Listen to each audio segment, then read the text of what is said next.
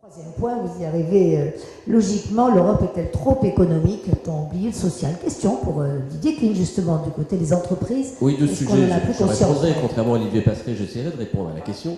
Mais sur le rôle de la Banque centrale, juste une petite question. Je suis ni spécialiste européen, ni mondial du sujet. J'ai cru comprendre qu'il y avait aujourd'hui une théorie dominante qui était de dire il ne faut pas que les responsables d'une banque centrale soient dépendants du pouvoir politique. Donc on peut se plaindre après du fait que ce n'est pas démocratique. Bien sûr, ce n'est pas démocratique.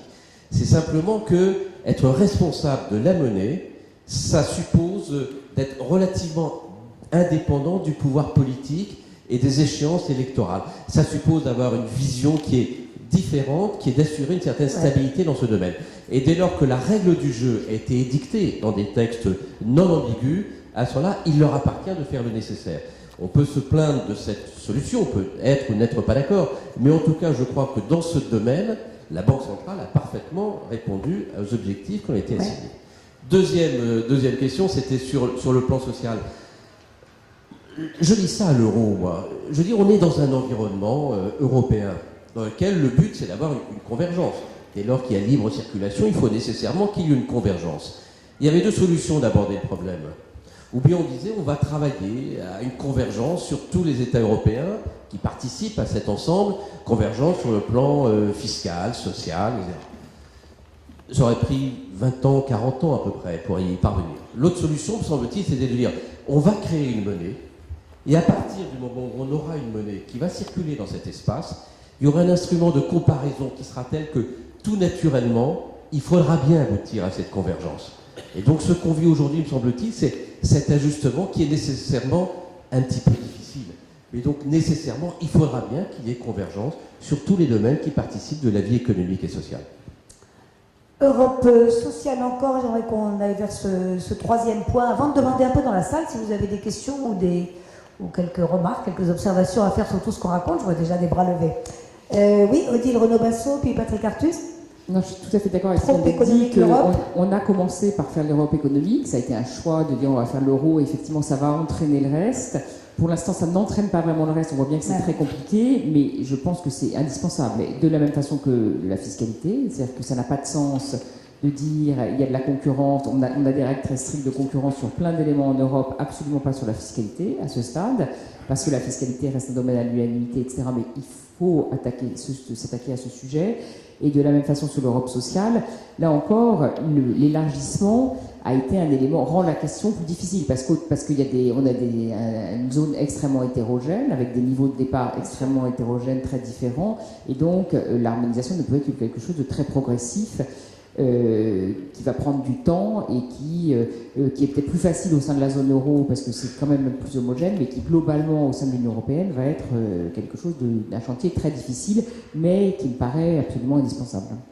D'autant que la pression est forte du côté des populations. Patrick Artus, et puis on va aller dans la salle.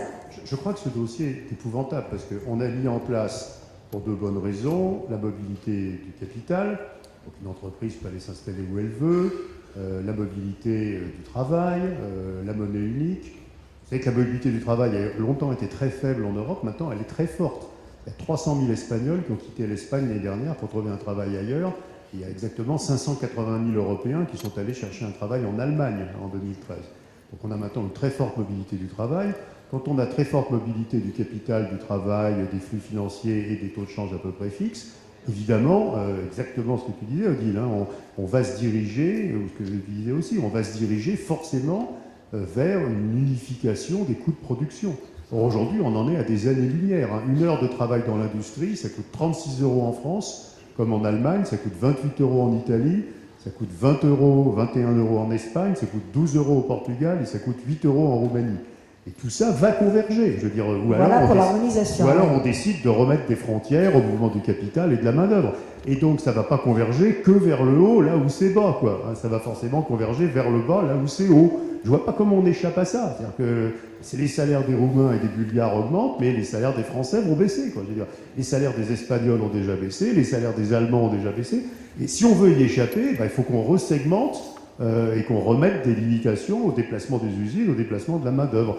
Je ne vois absolument pas comment on va échapper à une perte de pouvoir d'achat dans les pays qui sont en haut de l'échelle des rémunérations, sauf ceux, comme les Allemands, qui ont réussi à monter tellement en gamme que finalement ils ne sont plus concurrents des autres pays européens. Ce que vous fabriquez en Allemagne est très très peu concurrencé avec ce que vous fabriquez dans les pays périphériques. Et les Français sont en plein dans l'œil du cyclone, parce que ce qu'on fait en France, on peut le faire en Roumanie avec des salaires, avec un salaire minimum qui est à 4 € de l'heure. Donc c'est quelque chose qui est terrible, mais je ne vois pas comment on s'en tire de ce truc-là. Et on est dans ce problème-là, précisément, on est au cœur de cette difficulté. N'oublions pas que les Allemands, effectivement, ont fait une très forte pression sur leur salaire.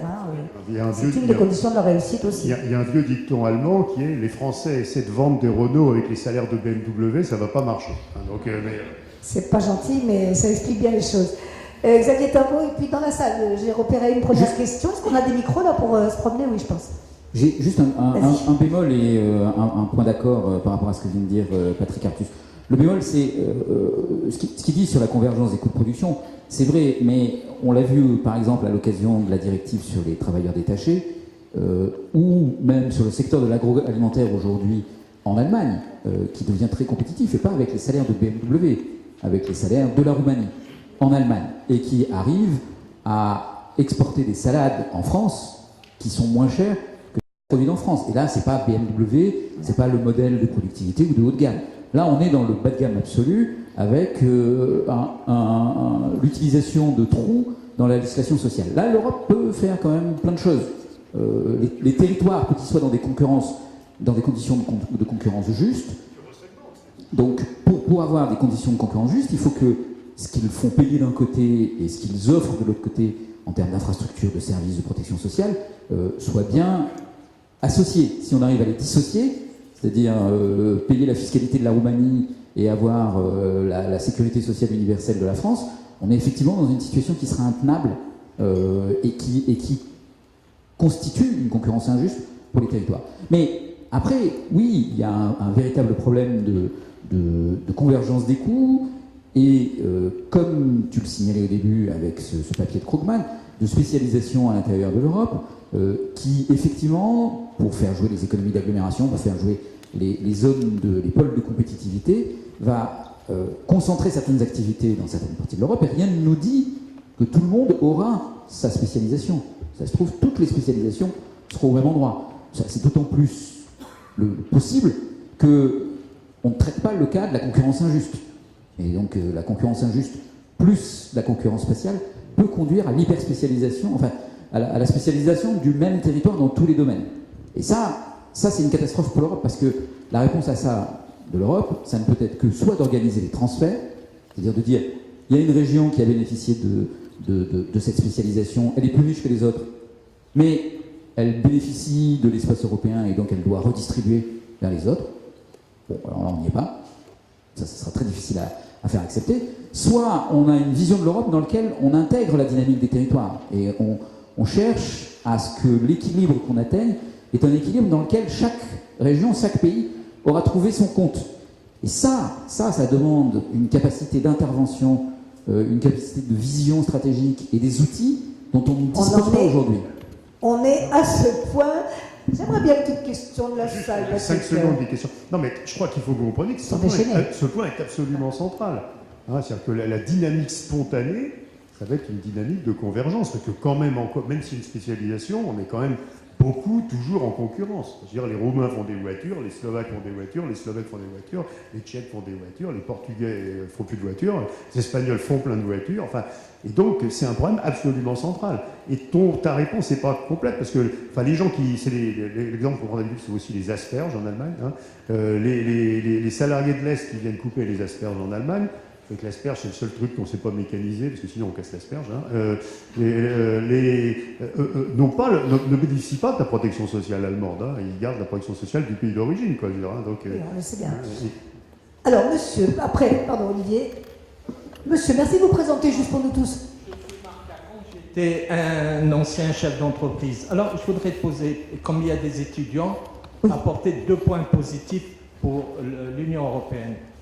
On a oublié de signaler que c'est 25% d'exportation mondiale de services. La Chine, c'est 4%. Et l'autre point, elle l'a soulevé Madame Merkel, c'est 50% de prestations sociales. J'ai lu dans le Jeune Afrique, des étudiants malgaches en Chine sont morts parce que les hôpitaux chinois ont refusé de les soigner parce que leur gouvernement a oublié de leur envoyer leur bourse, chose qui n'existera pas ici dans l'Union européenne. Alors maintenant, je voudrais poser la question concernant la France et le rejet de l'Union. Est-ce que vous ne pensez pas que c'est par un manque de connaissances économiques, ce qui fait que nous avons dans notre France 3 partis trotskistes, un parti communiste et un parti d'extrême droite? Pour eux, tout ce qui ne va pas dans l'Union européenne, c'est à cause de Bruxelles, et tout ce qui ne va pas dans tel ou tel pays, c'est à cause de Bruxelles. Est-ce que vous ne pensez pas que c'est un manque de connaissances économiques? Et donc de pédagogie qui serait encore plus nécessaire. Voilà, trois partis trotskistes. Ça va dans le sens de Pierre-Pascal Boulanger. 3 partis trotskistes, il y a l'UMP dedans.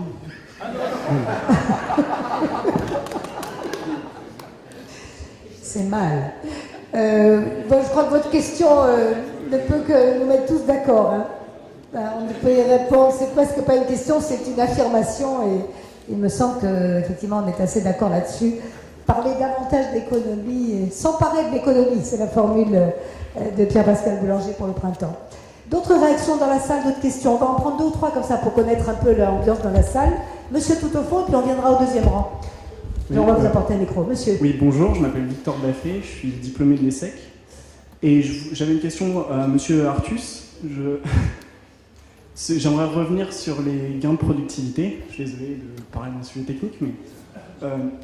non, c'est juste que, est-ce que c'est pas une tendance longue, la perte des gains de productivité en France et en Europe particulièrement, comme les points de PIB de croissance, où en gros on perd 1% de croissance tous les 10 ans depuis les années 60, excusez-moi d'être un peu pessimiste, et du coup ces gains de productivité, j'ai peur que, à moins de trouver une nouvelle technologie, une nouvelle énergie, on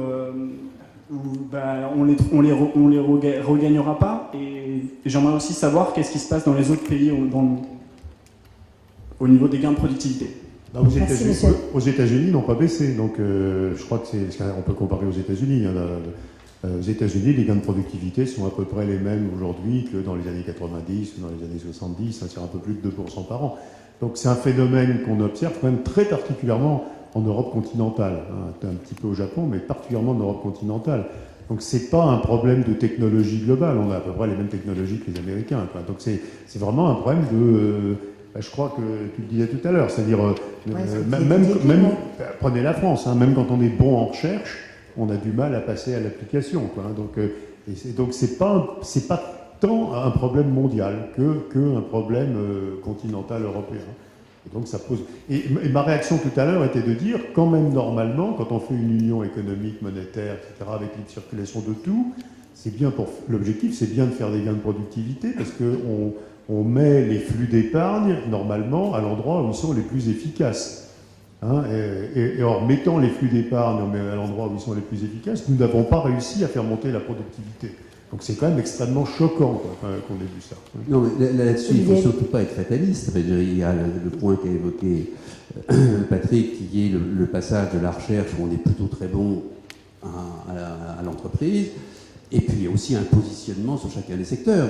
La force de l'Allemagne, c'est aussi parce que sur des secteurs, y compris très traditionnels, ils se sont positionnés plutôt dans le haut de gamme. Donc là-dessus, je pense... L'Allemagne ne fait pas plus de gains de productivité que la France.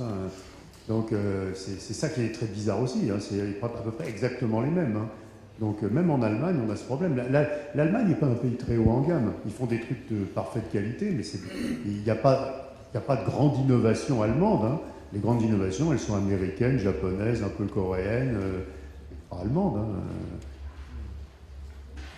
Bien. On n'est pas d'accord. Non, le moulin à café dure 3 siècles sans tomber en panne, mais enfin, c'est pas une très grande innovation, quoi. Non, mais attends, là-dessus, je ne crois pas que tout l'avenir dépende du high-tech. Je pense qu'il y a aussi un positionnement sur des secteurs de biens intermédiaires utile qui est absolument essentiel. Et un des problèmes de la France, de l'industrie française aujourd'hui, c'est sur ces secteurs-là. La Dominique va être fâchée, mais enfin, la grande différence entre l'Europe et les États-Unis, c'est pas tellement la production d'high-tech, c'est la plus ou moins grande capacité du reste de l'économie à utiliser la high-tech. Les services américains, par exemple, utilisent la high-tech bien mieux que les services européens. Donc, et ça a peut-être aussi un rapport avec des problèmes d'adaptabilité de la population active à des nouvelles technologies. Mais enfin, c'est vraiment dans le... C'est pas... Le secteur qui fabrique les nouvelles technologies, il a les mêmes gains de productivité en Europe et aux États-Unis. Hein. C'est le reste de l'économie. Non, très bien, notre dialogue, on le laisse passer. Au contraire, on apprend des choses. Monsieur, c'est à vous. Oui, moi j'avais une question. On dit souvent que le taux de l'euro est mauvais pour la France, donc il est trop élevé. On le dit encore plus pour la Grèce, pour l'Italie. Mais moi, je voudrais savoir, pour la croissance de l'Europe au sens global du terme, si on fait l'agrégat de tous les PIB de toute l'Europe, est-ce que vous estimez que l'euro est trop élevé ou pas? Et une petite remarque pour M. Timbaud, parce que je ne suis pas sûr que vous ayez connu les années 60, mais à ce moment-là, vous vous rappelez peut-être qu'il y avait le débat aux États-Unis sur le MIT. Et finalement, il disait qu'on va vers des pollutions extraordinaires. Et la contre-théorie a consisté à dire que grâce à la croissance, on fait des profits, et grâce aux profits, on peut investir dans l'innovation qui permettra justement de produire des produits et des investissements de capital qui ne polluent pas. Alors c'était simplement... C'était tout à fait le point quand je faisais référence à l'article de Jean Pisani-Ferry, c'était exactement la thèse qu'il développait en disant que la croissance était quand même utile, y compris... Pour lutter contre la pollution. Voilà, c'est le point auquel il arrivait en conclusion. On répond brièvement, s'il vous plaît, Xavier. Oui, très brièvement sur ce point, parce que c'est un point qui me tient à cœur.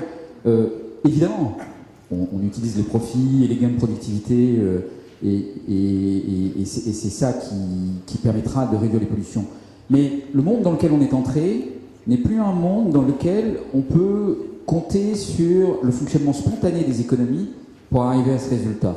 Pour arriver à ce résultat, il va falloir changer radicalement les prix auxquels on fait face. Il faudra une taxe carbone très élevée. Il va falloir modifier l'endroit où se trouvent les incitations et les valeurs.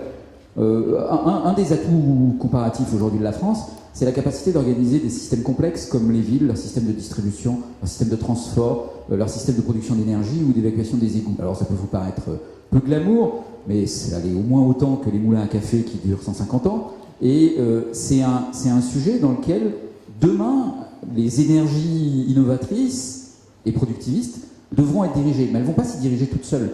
Pour les diriger là-dedans, il faut modifier les objectifs qu'on se donne, il faut être capable d'essayer de tordre, de faire un twist sur les incitations qu'il y a dans le système économique. Et ça va différencier radicalement l'économie du siècle qui vient de celle des années 60-70, où c'était un peu... les chevaux étaient lâchés pour courir dans toutes les directions. 70, vous étiez là quand même, Xavier Timbaud?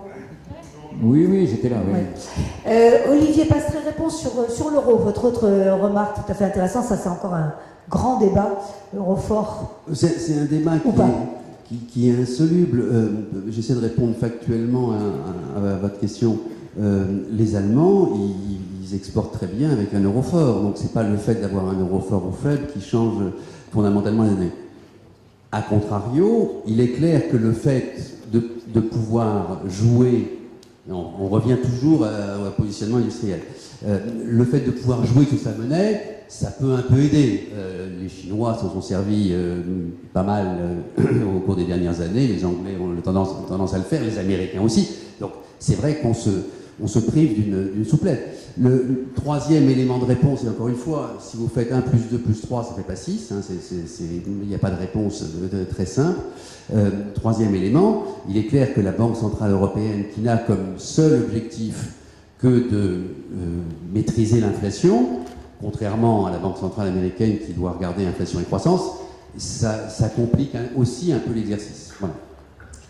On ne va pas tarder à conclure. Oui, Patrick Artus veut ajouter autre chose. Avez-vous une autre question? Du côté des étudiants, avez-vous les uns ou les autres envie? Je regarde Julien d'abord. Juste pendant que les étudiants posent des questions. Non, juste un mot pour compléter ce que dit Olivier. Supposons même qu'on se convainque qu'il faut affaiblir l'euro. C'est pas tout à fait clair, parce que tu l'as bien dit, les Allemands, eux, ont plutôt intérêt à un euro fort. Ce qu'ils vendent ne dépend pas du prix auquel ils vendent, et ils importent plein de composants, de pièces du reste du monde qui payent d'autant moins cher que l'euro est fort. Supposons même qu'on se convainque Et ces critiques sur la BCE, il faudrait les assortir d'une idée. Elle va faire quoi, la BCE, pour faire baisser l'euro? Enfin, les taux, ils sont à 0,25, quoi. Les Américains ont créé une montagne de monnaie. Hein, vous savez qu'au Bernanke, on l'appelle hélicoptère Ben parce qu'il jette les billets par un hélicoptère sur la population. Hein, et le dollar s'est apprécié. Hein, les Anglais ont créé une montagne de monnaie et la livre sterling s'est appréciée. Donc il n'y a pas d'instrument. Malheureusement, dans les économies contemporaines, on n'est pas comme sous Bretton Woods. C'est-à-dire le taux de change, la Banque centrale a extrêmement peu d'influence sur le taux de change en réalité. Donc, ou alors il faudrait... Hein, non, ouais, c'est ça. La seule solution, j'avais écrit un article comme ça qui m'avait lu une lettre d'injure du trésor espagnol. J'avais écrit que la seule solution pour que l'euro s'affaiblisse, c'est qu'un pays du Sud se dévoue à faire faillite.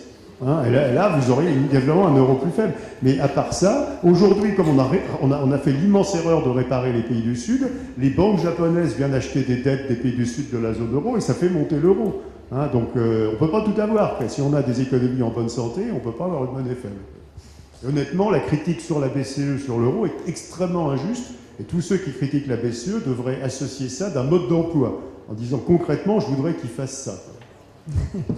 Bien, on va conclure, je pense. Là, c'est Julia Davo qui va prendre la parole juste après moi, parce qu'on voudrait laisser du temps à la table ronde qui nous suit sans trop décaler votre programme de la journée. Toute dernière remarque, il décline peut-être un mot, puisque nous sommes vos hôtes. En un mot, l'Europe, c'est un beau projet qui n'est pas mort, et de loin. Voilà, c'est pas mal comme conclusion, ça vous va, Pascal Boulanger. Julia Davo, merci à tous en tout cas.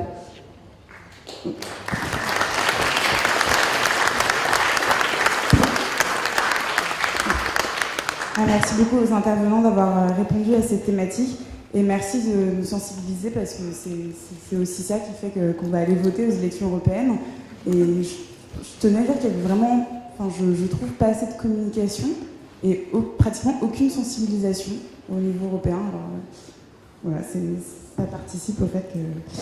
Voilà, donc merci au public et à l'attention que vous nous avez portée. Et la journée n'est pas finie. À quelles conditions l'Europe redeviendra-t-elle une zone de croissance? C'est la problématique de la prochaine table ronde qui débutera dans quelques instants, en compagnie d'Agnès Benassi-Kéré, Christian Saint-Etienne, Dominique Plion et Thierry Fabre. Merci beaucoup.